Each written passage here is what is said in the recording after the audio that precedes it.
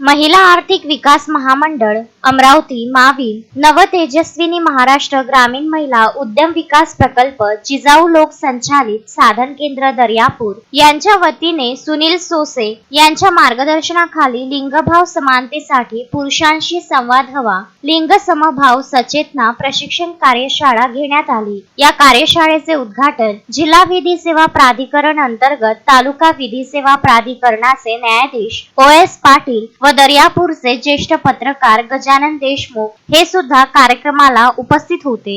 जिजाऊ लोक संचालित साधन केंद्राच्या अध्यक्षा वैशाली चौधरी, ललिता रायबोले, जयश्री चव्हाण, नगर परिषदेच्या कार्यकारी अधिकारी खोरगडे यांच्या हस्ते करण्यात आले। प्रशिक्षणाला 30 गावांमधून 102 माविम मित्र मंडळाचे सदस्य उपस्थित होते। कार्यशाळेतील संचालन वर्षा कावडकर व आभार प्रदर्शन शुभांगी येवले यांनी केले। सदर प्रशिक्षण कार्यशाळेला जिजाऊ लोक संचालित साधन केंद्राचे व्यवस्थापिका नीता खडे, लेखापाल रोशन सरदार, सहयोगिनी भारती साखरे व CRP उपस्थित होते। या कार्यशाळेला प्रशिक्षक म्हणून लाभलेल्या सारिका वानखडे यांनी पितृसत्ताक पद्धती, लिंगभेद, सामाजिक पगडा, स्त्री आणि पुरुष यामधील फरक, दैनंदिन कामकाजामधील फरक, तिला समाजात मिळणारी वागणूक, पूर्वापार चालत आलेली पद्धत आणि आता महिलांच्या कामकाजामध्ये झालेला बदल, महिलांना शासनाने दिलेले संरक्षण यावर मार्गदर्शन केले।